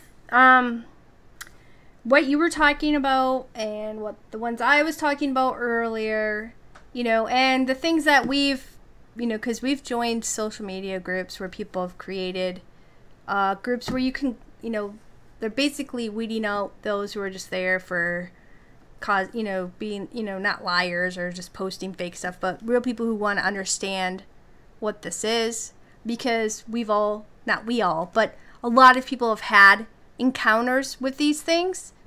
And like I mentioned in the beginning, how, I wasn't a believer at first until now we have them on our own land, and it's been over 4 years now. And in that Ghost Call Radio interview, we'll end up posting it up. If you guys are interested, you can go check that out and listen to me and Spooky. And check out Ghost Call Radio too. Well, they will when they're listening, because they'll be interested. Because Alex and his co-host, I think his name was Jack. I believe it's Jack. They were talking about Bigfoot stuff for a good 20-some minutes or whatever, and then me and you just decided on a whim that we were going to call in, and then we started sharing our experiences. And that was the first time I actually really opened up and talked about this stuff, because it's not something I really wanted to really put out there, because I'm not looking to get famous. I don't want to get on TV, and I don't want people like harassing me about it. And the reason why I'm just starting to talk about it more is because I just want to understand what this is, so that I know how to coexist with it. Because I'm not about killing anything unless you have I'm not either. Unless you have to, right? But I did, purchase a digital recorder. I got a trail cam, and, I got a GoPro and another knockoff GoPro camera. And, of course, you've already seen my photos, and you've heard the tree knockings. And, I've shared it with a couple of my close friends. But I don't even tell everybody that I know, because, before I had my experiences, I didn't really believe in this stuff. But a lot of people don't believe in stuff. And that's why a lot of us come online looking for others, so that we have somebody to talk to. There's a lot of people who have paranormal experiences, and people don't believe them, and you don't tell everybody everything, because you don't want that, you just don't want to be attacked. You want to be ridiculed. You want to be picked on and stuff. So it's like I joined a lot of these social media sites just so I could try to see if, you weed through everything, of course. But I found it very fascinating that a lot of these people who are in there talking about this stuff have similar things happening near them as I am. And they have photos of similar things that I have, with different tree markings and everything else. So it's very fascinating. But I think that there's probably different species of this Bigfoot, okay? And I do too. Just like there's different dogs, different cats, and all of us humans don't look alike. And I think that, they probably have their own different demeanor too, just like different dogs do, and I'm not trying to compare them to dogs, but it's the best example I can think of at the moment, because we're live. Do you know what I mean? Yeah. I agree with that. I think that there are different species of them, and I think that the species really depends on what part of the United States that they live in. I think they adapt. Right. I really do. I think they may even perhaps migrate, but I wouldn't go off in the dark looking for one. Well, and I didn't believe in them either until I had my encounter. I didn't believe in them. I had heard about them, so I wasn't completely ignorant of them. I had heard about them. I had heard others talk about them, especially in the area where we lived and everything. But I had never seen one until, later in life. And it is a life-changing experience. Don't get me wrong. It is. But I didn't become so obsessed with it that I would go out and hunt it, trying to verify what I saw, because what I saw. And it's just, and I don't care, who knows and who thinks that I'm nuts. I know what I saw, and I know that they do exist. Right. And even if some people don't have experiences, because there's a lot of stuff I haven't encountered that others have, you're still interested in it, and you can tell through a person's actions, how they're speaking, their mannerisms and everything else, if it's really legit. And then you can tell the people who are frauds, and they're like, we want to be on TV, and they're on every TV show they can be on. It's not so much about understanding and learning about these different species so that we can all coexist. It's more about me, and then that's not what it is. And like, how long have we been on the air? 4 some years now, and it took me this long to even finally say it. You know what I mean? And we randomly went on Ghost Call Radio because it's our friend's show, which he's in our chat too. So Miguel wants to know if you had experience at home or at camping. It's on our farm. It's been happening for over 4 years now. At first, I was the only one I thought that was encountering it, but we have deer hunters who go up there and everything else, but it's not like everybody's talking about weird stuff, you know what I mean? But yeah, as time went on, a bunch of us would be up there at the same time, and things was happening during the day and at night. And like I said, I will just post the link to Ghost Call Radio, and Alex and Jack are talking for 20 some minutes, and then me and Spooky join in and start sharing our stuff. And at some point, me and Spooky are going to do a show on our channel with it, and I'll share photos and video and EVPs of this stuff eventually. But right now, for a lot of time I was debating about it, because I don't want people wanting to come up on our land. I don't want people hunting these things. I don't want people destroying our family land either, because there's all these people who want to find it, and then they, like I said about how everybody went looking for that cabin and everything else, There's people who want to do harmful things. They trash your area, and they could hurt our family or whatever else. You don't know the mindset of everybody that's on this planet, and that's a big reason why I didn't really talk about this a lot or put it out there. Maybe we have put some photos in our Spooky's Corner group or whatever, but me and Spooky have been talking about this, and I have thought about putting and doing a show and sharing the stuff that we found on it. But I can't tell you guys what this is. I can't tell you this is exactly what it is and whatever else. I can only share what me and my family and our friends have encountered, because we actually had a guy who was helping us put up siding, and he was from Africa, and we were all out standing around talking. And of course, we're not sitting there telling people hey, there's Bigfoots around, because that's the last thing we're telling people, Right. And we're all outside standing, in my folks, me, him, and a couple other people, and some of my nieces. And all of a sudden, and this is daytime, it was probably afternoon hours, all right? There was the weirdest scream type of thing, which I can never mimic these because I've heard multiple ones of it, and you're never prepared for it. People are like, why don't you get it on recording? Because you know what? I'm not outside on a farm carrying a digital recorder in my hand 24/7. You don't know when or what's going to occur. You know what I mean? Like one time we were working and a bear ran through the yard, not even, 50 feet in front of us, So we were like, whoa. And the bear kept on running because one of the guys was one of the guys was cutting the fields. And I think the bear was napping, woke up and took off, and ran right through our yard area. But you're not prepared for when different things happen. It's just, we were all standing out there, and I can't mimic this. It's such an intense sound, and it was so far away, probably at the end of the 40 acres or something, but it felt like it was right there, because you feel it in your chest, okay? And we all like, what the was that, type of look.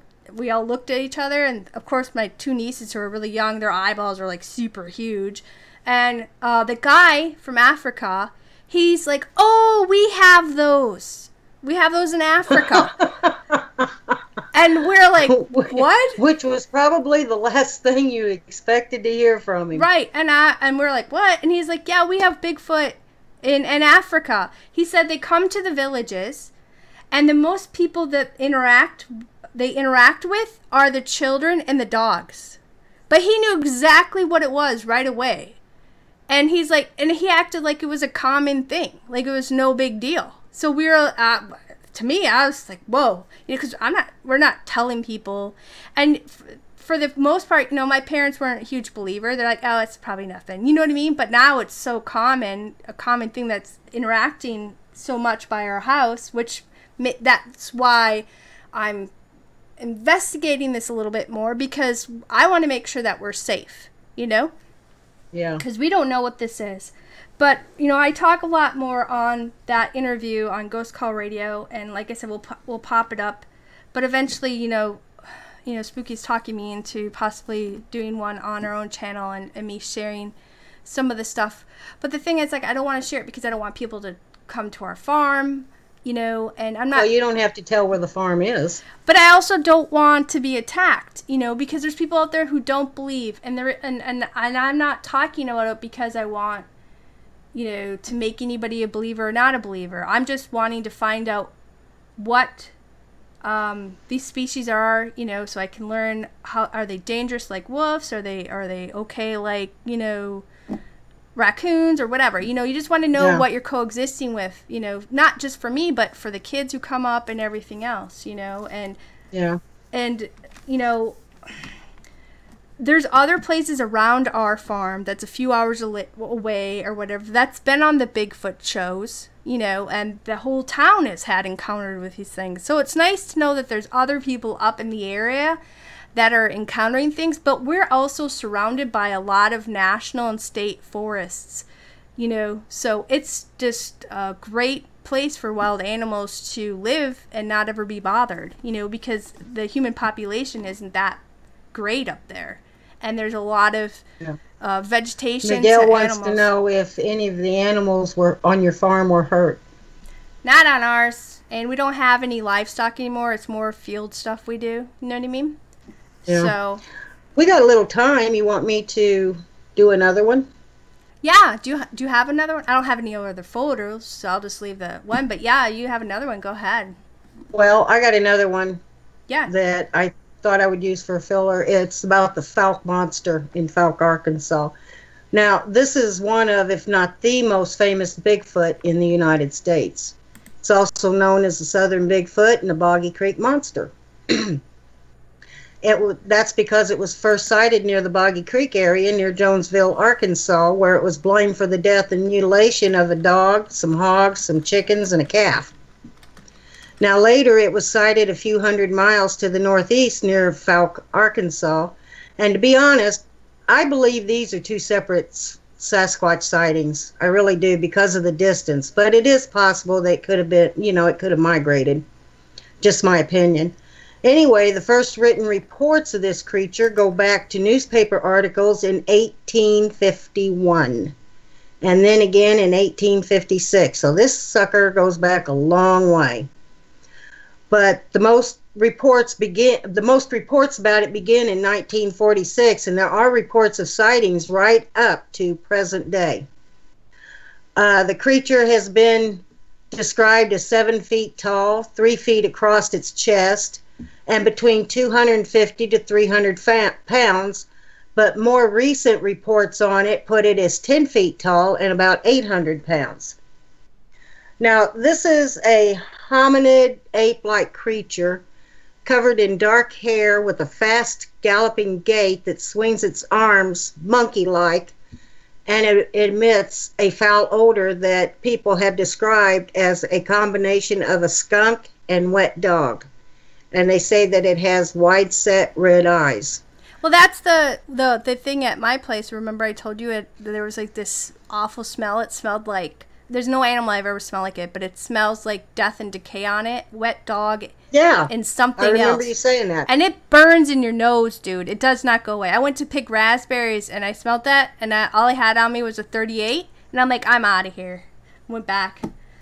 You shoot it with a 38, all you're going to do is piss it off. Well, I never shoot it. I only bring that to make a sound to scare off any animal so that I may make my way out of the area before. I'm not an advocate for shooting it. I'm really not, unless it's a matter of life and death. Yeah. The most famous sighting took place on May 2nd, 1971 at the home of Bobby and Elizabeth Ford. Now, according to them, they kept hearing these noises outside their rental home outside of Falk, Arkansas. They could hear something walking around their house outside late at night, and at times they would hear scratching on the side of the house. Now, one night, Bobby, his brother, and a hunting companion were outside the home. And I'm guessing they had it staked out to find out what was making the noises, because Bobby claims he was attacked by a tall, hairy man-like creature that put its arms around his shoulders and held him. Well, he managed to free himself and yelled to his companions, and they chased it and shot at it. And as they were chasing it, they heard the women in the house screaming. So Bobby turned around and ran back to the house, and he claims he was attacked again. And this time it knocked him down.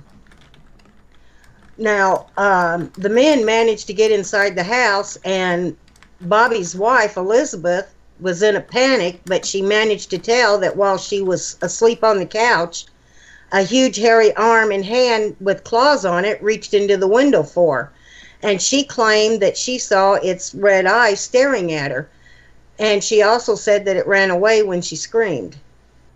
Yeah, I was probably just curious, like, hey, what's this, and yeah, then I she want to touch yells. this. The men ran outside again, and they spotted the creature, and they shot at it several more times. Now, they thought they hit it because they claim it fell to the ground. But it got back up and ran off. And they called the Miller County Sheriff, who came out and investigated. And the sheriff found no blood, but he did find these large 3-toe footprints. 3-toe? 3-toe. And he did include in his report that all persons appeared to be in mild shock, and that Bobby had scratches and was bruised up. And the next day the Fords moved out. And the thing of it was, they only lived in that house for 1 week. Well, yeah.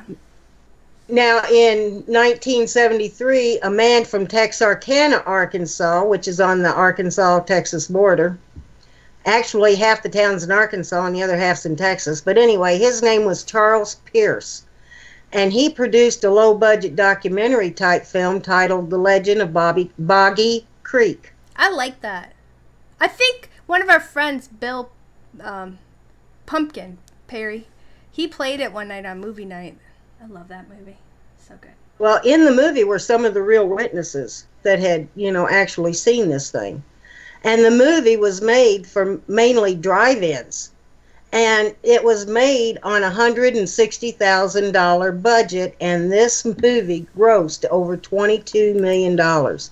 And for years, it held the record as the highest grossing independent film made. Now, the creatures also been mentioned and the subject of such shows as Monsters and Mysteries in America, Finding Bigfoot, Monster Quest, Lost Tapes, and Weird Travels. Not to mention sequels to the movie and numerous books. I think there's been 3 or 4 sequels to that movie. I'm not sure. I would have to look that up. Hey, what's that Bigfoot movie we just saw? Exist. Oh, yeah.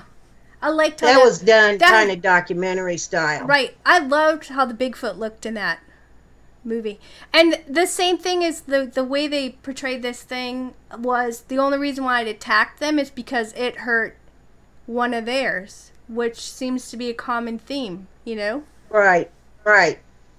There is an unofficial website to this creature, and it has a long list of sightings all the way up to late 2017. So this thing is still being seen. And we'll post the link. And for those interested, the movie is also on DVD. It's probably on Netflix, too, or YouTube, I'm sure. No, it's not on Netflix because I looked for it. Oh. So it's not on Netflix. I've never seen this movie. What? Legend of Boggy? I've had some... Really? The Legend of Boggy Creek. I've never seen that movie. And you know what? That's a very, very famous film. We should watch that one night together. We'll just turn on Skype and share screen and get some popcorn. Yeah, there you go. Popcorn and Pepsi. And watch Boggy Creek. I don't drink pop, though. I'll drink my water. So there you go. But I was amazed to find out that this thing, it for years, I think it was like more than 10 years, this was the highest grossing independent film made, and they only made it on a $160,000 budget, and it was done back in the 70s. What did I say, 73? Something. And those were kind of cheesy movies back then, so it really really amazed me. I wasn't alive, but I do watch a lot of older films. Because I do too. Because they're like cult classics and things like that, you know, like Harold and Maude and all these different things. So it's like, and a lot of movies back in the day, like you have Alfred Hitchcock and things like that, they really had a story behind it. Nowadays, a lot of things are just flash in the pan, and there's really no backbone to it, and it's just all visual, bam, you know. So I love watching classic old movies, you know. Like we have such a wide variety of tastes anyway, you know. But yeah, and I like a good monster movie. I don't necessarily like slasher movies, you know, like Friday the 13th and Freddy. Stuff like that. Yeah. What's his name? Krueger? Yeah. With the claws. Is that his name? Freddy Krueger? Probably. I'm not a big fan of those kind of movies, but I do like a good monster movie. Yeah, we've seen a few. You know, and a lot of like zombie movies, too. You gotta watch zombies. Yeah, well, I consider them monsters. But no way, because Bigfoot and zombies are totally 2 different categories, you know. But... yeah, but so aren't vampires and werewolves, and I love those movies. That's true. I don't really believe in vampires per se, but I believe in energy you know, the people who drain people's energy. I don't believe in vampires either. I don't either. But, you know, we did... I don't believe in werewolves either, but I do believe in Dogman. Well, right. Werewolf and Dogman are 2 different things, because a werewolf is where they talk about a person who's turning into a creature and then back to a man. And I just don't believe it. Right, and that's okay. You have we all subscribe to our own belief system and our opinions. And then there's the Dogman, which the Dogman is strictly that species, that cryptid, that creature, and it's always that thing. And, you know, we have a friend who had come on here, and we shared photos of this thing, or footprints and everything else on her property and stuff, and she had they had no animals that would come on that property, and this thing was constantly coming to their place. They didn't even have a squirrel on that property. No. they had, this thing was constantly coming almost nightly, and all the way up until she moved. Looking in their windows and stuff. Yeah, and everything. And, you know, we'll put that link into here too, but, you know, we've done so many... And while I do believe in Dogman, I have my own theory on that too. Well, I think that I know you do not agree with. Yeah, I don't because I think that you know, after doing a lot of different research and reading different things, I think that these are just different species that have always been here. You know, but then there's people who have theories where these things are dimensional beings and they come and go, which is interesting because there was a couple shows where we did the Beast of Javadan and other Dogman things. Yeah. And some of the stuff that we were talking in there, that people would see these huge flashes of light. And then all of a sudden these things would show up. That and Bigfoots too. So a lot of people think like, oh, maybe they're aliens, or maybe they're coming through these like Stargate things, or, you know, portals. Now, I do not believe that Bigfoot are aliens. I believe they're animals. Okay? I just absolutely believe they're animals. An intelligent animal, but I believe that they're nothing more than animals. Mm-hmm. Just another species that lives on the planet. I just don't believe in that dimension jumping and stuff like that. But that's okay, You know. and you know what, that's okay. But you know, through time, maybe some of this more and more truths are being exposed because we have the internet, and maybe there is this stuff, okay? And just because you're not exposed to it yet, but just like you didn't believe in Bigfoot at one point, and now you do, maybe. No, I did not believe in Bigfoot until I encountered one. You're right about that. I just absolutely did not believe in it because all through my life I had lived in that area. Mm-hmm. And I had played in those woods and, you know, all kinds of things, you know, swam in the creeks, you know, waded in the creeks, went out and picked pawpaws and stuff. Not one time did I encounter anything, even though at night you could hear these whoops and these wood knocks, and I had no idea what they were. Yeah, but, you know, there's a lot of shows that we had done. We'd done the Men in Black thing, and we talk about different things that kind of bring into Bigfoot too. So and then we did the Skinwalker Ranch. We've done, you know, and different haunted states. You know, when we're always researching that, we always come across like, oh my gosh, there's so many things that are happening in these different states. That's why we were talking about like, hey, let's do these haunted cryptid state, or not haunted, cryptid states, you know. But we're always coming across all these different things, and it's weird. But you know, with the Native Americans, they talk about these things that already been here and that coexist with them. Then you have people who talk about Hollow Earth and that they're coming from there. You know, there's other people who say, well, these are alien species or they're governmental made things. And that, you know, gosh, there's so many different theories, thoughts, and opinions when it comes to Bigfoots and other cryptids. But they also talk about how you can't kill these things, you know? There's people who say they shot at this thing and it acted like it didn't even wound it, you know?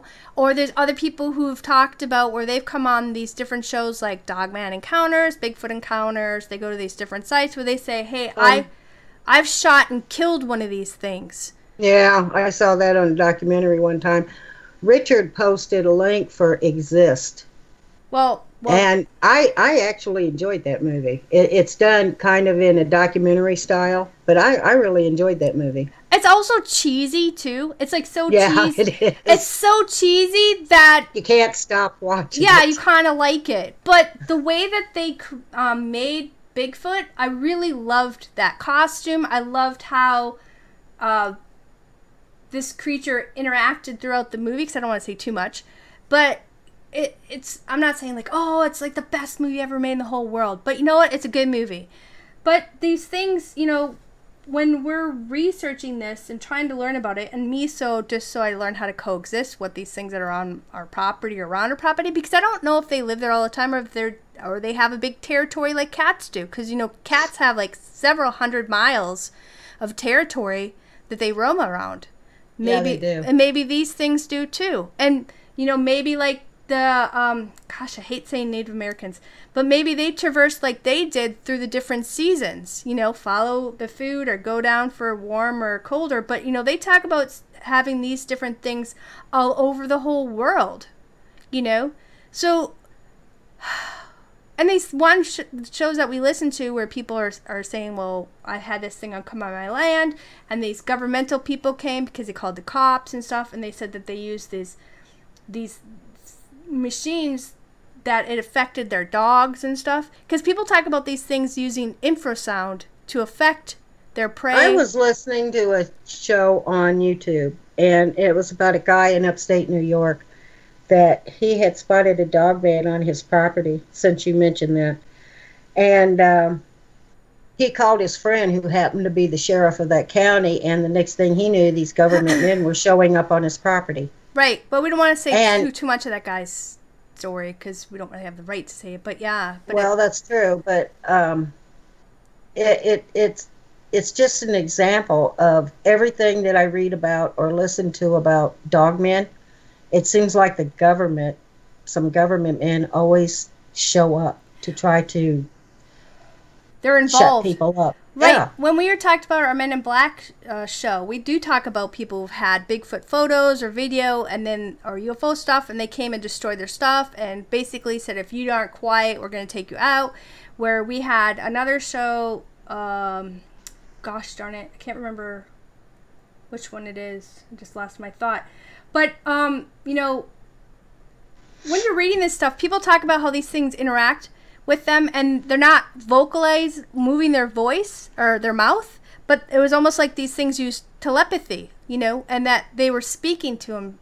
You know, there's a lot of kids who talk about this Bigfoot that would come around all the time and was talking to them, you know what I mean? Yeah. Or this woman who saw a dogman where it was talking, you know, sending thoughts to her. But they also talk about how they use this infrasound that affects these people, almost paralyzes them, because you know how like big cats, like I think it's tigers, have that ability to affect their prey, if I believe right. But some people say that these dogmen and these Bigfoots have the same type of ability. But that's the thing. There's so many people who have so many different thoughts, opinions, and theories. We don't really know. And then there's other people who have these real encounters, and they're just trying to put it out there so we can all collect it up as a whole. But, you know, we came across articles where the Army has documents knowing where these things are, and they have it in the Army Atlas where it shows the different regions where these things live, and there's different states that have this animal protected, and you can't shoot them or you're going to jail, you know what I mean? So didn't Vermont have wasn't it Vermont where they protect Bigfoot is protected, you can't shoot it? Wasn't it out there in the Northeast somewhere? There's actually a couple of states. I think, matter of fact, I think Washington has that law too. Yeah. I'm not sure. I don't take my word for it. I just can't remember what states do. Right. And me and Spooky are not here to make you guys believe one way or the other. You know, you live your life, choose what you want to choose to believe in or whatever. We're just here sharing the things that are out there and things that we've encountered, and you know, we basically leave it up to you guys to decide on your own what you want to choose to believe in or not believe in or whatever. But why don't you go ahead and let everybody know what we might be doing our next show? Okay, I want to thank everybody for coming in. I want to thank our mods, Richard and Ghost Call Radio and Doppel Penny. And Penny. Glad to see you in there, Penny. You have no idea how much. I want to thank you guys for all doing a good job. I want to thank Raven for a good show. Join us Tuesday, May 15th, 8 p.m. Central, 9 p.m. Eastern, 6 p.m. Pacific. Come and chat and listen when we discuss another viewer's request. We haven't decided which one yet. Yeah, but it's definitely a viewer's request. It's definitely a viewer's request, and we will get it up on our website in the next couple days. Thank you for coming. Please subscribe to us, give us a like, and please share us with others on any social media site you may be a part of. Yep. Thank you guys for coming. If you guys want to get show reminders, you can either click down here on our Spooky and Raven name here on YouTube, and you know, YouTube will let you know when we're live, or you can go to our website, anythingbutordinary2.wix.com/anythingbutordinary, where you guys can sign up, and we'll send you out email reminders for our live shows, or you guys can, you know, just contact us there with show ideas or friendly banter, or even share with us your own personal encounters as well. We hope you guys all have an amazing week, and we'll see you around the internet, I guess. So, good night, everyone.